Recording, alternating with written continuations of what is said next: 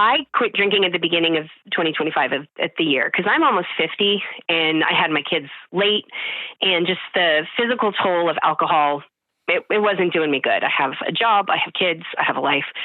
But then recently I found a really amazing therapist who could kind of like see through me.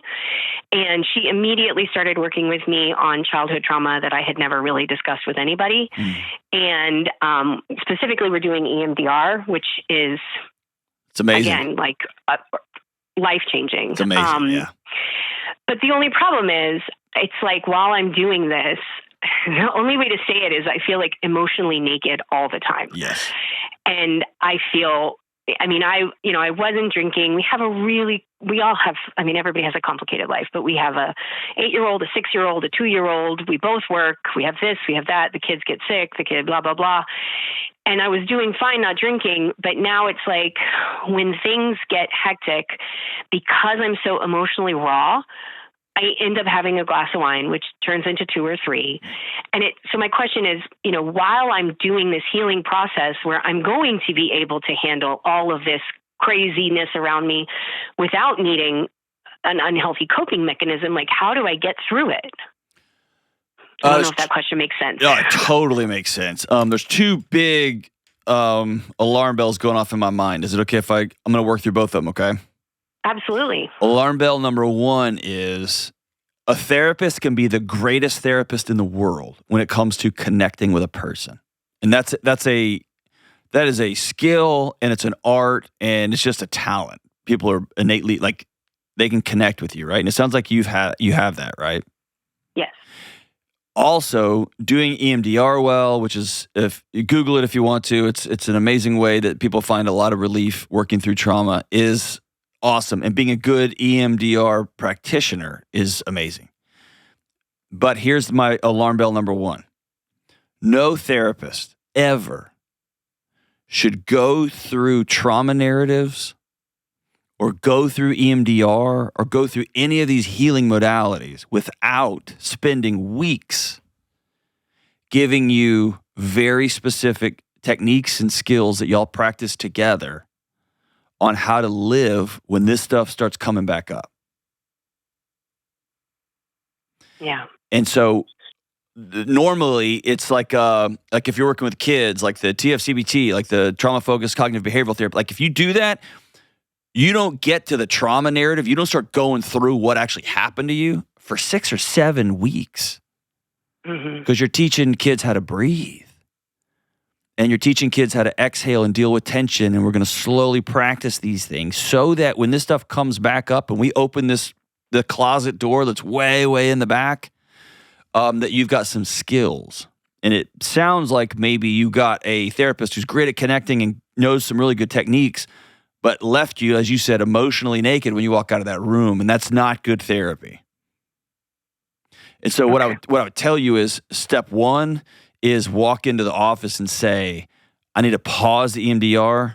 I've got to learn some breathing techniques, some movement techniques, some journaling techniques. I've got to learn some of these things and practice them with you so that I can go back and do the hard work. I'll tell you this, it's going to sound awkward and weird. I spent 1 entire session not talking with my therapist, but we just did this coherent spell breathing. We just breathed the whole time. Yeah. And it was teaching me I can settle myself down. Okay? And then we got into the gnarly stuff. So that's step 1, is that it's a set of skills, whatever. Here's alarm bell number 2. This is an ad for BetterHelp. I talk to hurting people for a living, and yes, I can help out folks in tiny chunks of time here on the internets, but often more help is needed.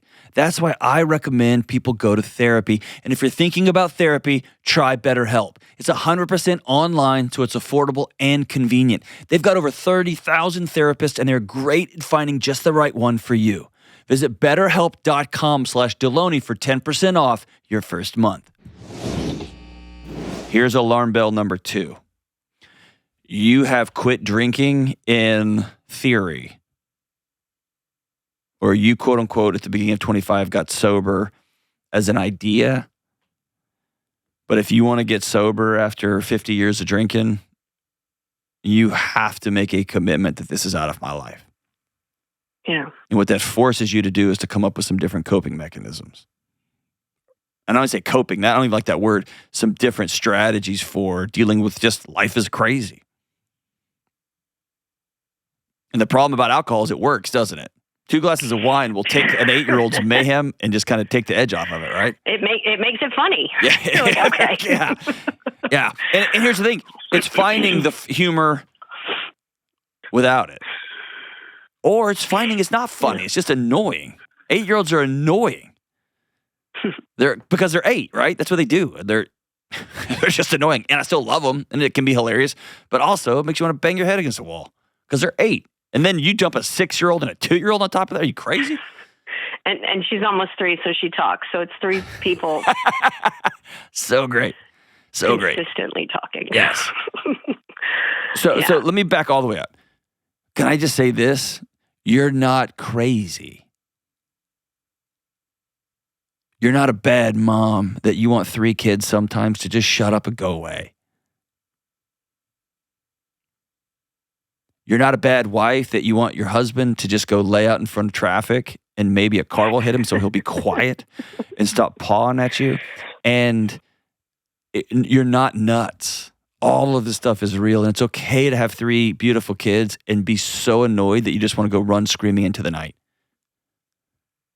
Yeah. It's okay if you're laying in bed and you just have your eyes closed and you're dreaming about how quickly you could pack a duffel bag and just be gone for a weekend and no one would know where you are.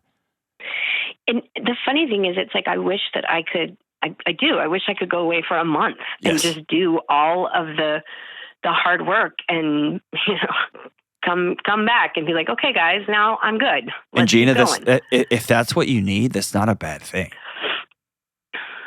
Yeah. I've got some colleagues at a place called The Bridge in Kentucky that are masters. They're amazing. And you go away for 30 days.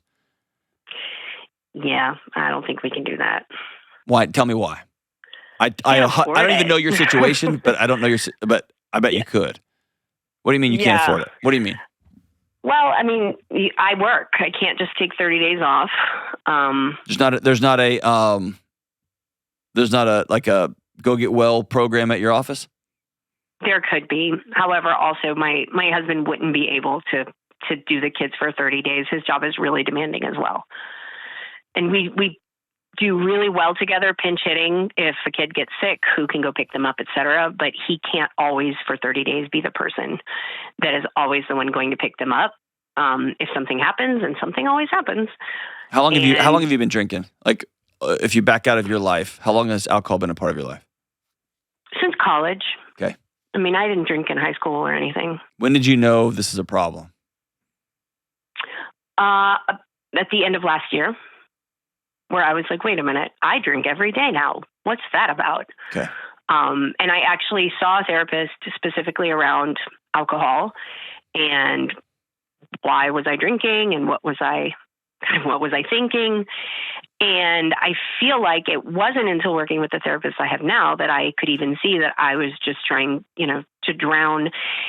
It's interesting because when I had the sexual abuse that I'm trying to work through, I was the age of my eldest daughter. Correct. Yeah.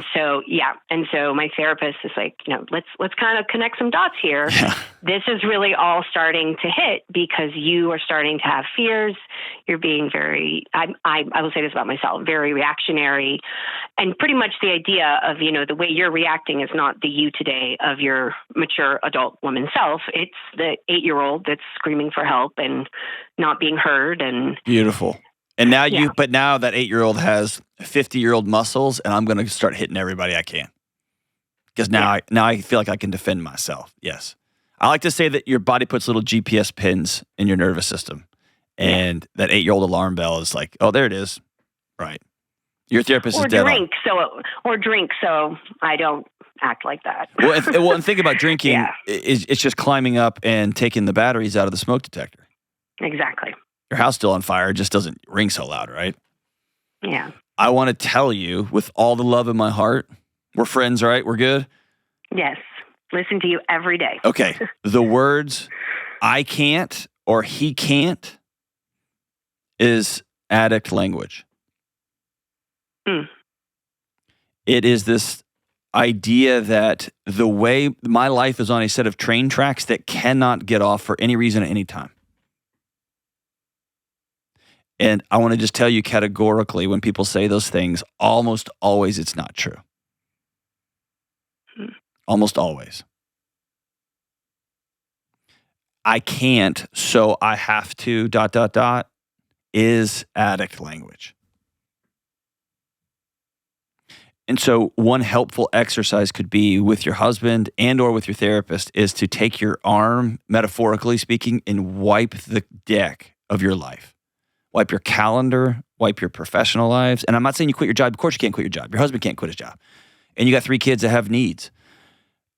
But what must be true, not right this second, but what must be true for us to have the life we want 24 months from now?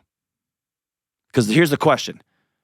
You're going to be 52. Do you want to be 52 laughing your head off with a 5-year-old and a 10-year-old and an 8-year-old? Or do you want to be 52 still beating yourself up as you walk by the wine cabinet? Yeah. That's the question. And when you're 52, this 1 month of going to get sober, and I'm not saying you have to go to an inpatient program, but if that's what your body's telling you, that's what your therapist is telling you, consider it. Would you rather have had a logistical mess of a 30 days and be the mom that laughs and breathes in her own house, or keep white knuckling everything? And I think it's interesting what you say about having to be completely sober forever, because it's almost like an escape, like a backdoor. Well, I don't drink, but when things get really rough, I can drink. That's right. Instead of when things get really rough, I do these things that are physically healthy for me and physically safe. And sometimes when you're trauma healing, sometimes what I can do is I can just ride this wave. Yeah. And I know this feeling isn't going to be here forever. I know this impulse isn't going to be forever. I know my 10-year-old is playing with a couple of friends, and one of the friends' older brother just walked in, and my body goes to war, and I also am present with reality. It doesn't take the bomb going off in my chest, but it does. I am able to extend that gap a little bit before I say anything, and I can exhale. Yeah. And I can be present here without running and hiding or beating up some 11-year-old boy who just walked in the wrong room at the wrong time, right? Mm-hmm. And I'm going to stay hypervigilant because that happened and it could happen again, right? It's all that stuff is there. So it's not even about numbing it or doing away with it. Those feelings will be there. It's just that your body won't go back to being an 8-year-old. They'll stay in your 50-year-old present self. Yeah. And I think a lot of people think healing means I don't ever think that thought anymore. I don't ever feel that feeling anymore. That's not true. Healing is when those things come, I can go do the next right thing. Yeah, and it's fascinating because the work we've been doing is me actually going back and getting my 8-year-old self. Yep, it's awesome. And so that when those kinds of situations, yes, the 8-year-old self starts to scream, but internally in your head, and it sounds woo-woo, but it actually is working. Internally in your head, you're like, here, come here, let me give you a hug. Yeah. You're not there. We're here now. We're here now. I'm in charge, and I got this. Yep. And sometimes that's, I think I've talked about on the show, if I showed up at a house at 2 a.m. and somebody had a loved one had just died, especially in a tragic way or in a gruesome way, often one of the things we would do is I would take that person and I would either put their hand on my chest, literally, or we would hold hands so they could feel my slower heart rate. And we would walk down the street and we would either count trees or we would count cracks in the sidewalk. And what that did was it brought you from wherever you are, not here, to right now. You weren't safe then, but you're safe now. And that's just some of the exercises that I want you to be direct with your therapist and say, I need to pause this. Okay. I'm out of skills for being out of here. So whether it's breathing, whether it's journaling, whether it's writing letters, whatever the thing is, I need some stopgap skills and I want to practice them with you. And if your therapist says, well, we're going to continue, I'm telling you right now, I have one crutch when my foot starts hurting again, and that's a drink. And so I need to get some different crutches while I'm healing. Mm-hmm. And that's the therapist's job, is to walk you through those things and practice them with you. Yeah. I've taught those things and I've received those things. They're real and they're a critical part of this. But I want you to get serious. The other thing about drinking is if it's not in your house, you can't drink it. You can always stop and buy some. You can. But if you leave your ATM card at home and you have $20 in cash in your wallet, I mean, you can put some hurdles up. Of course, anybody who wants it is going to find it. I know that. But you can put some hurdles in front of yourself that give you a chance to exhale and breathe before you do the next thing.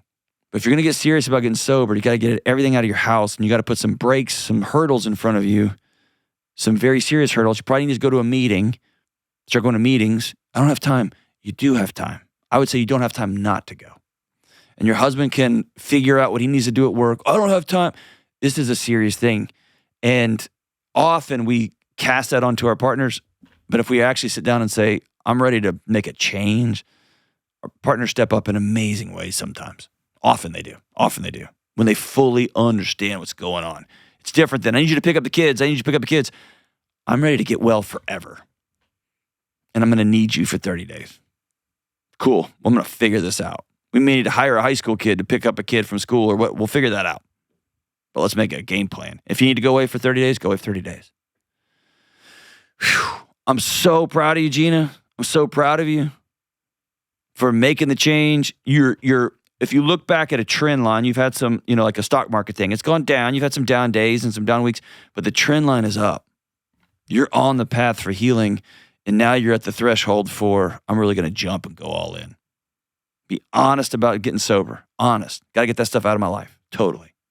Be honest about, all right, I'm opening the trauma door. We're going through some old memories. I got to get some new skills. And then I got to sit down with my husband and say, all right, are you all in with me? Because I'm going to need a ride or die to go all in. And we're going to honor that 52-year-old you who's going to roll over and laugh when she wakes up. And that 10-year-old's like, I want a snack.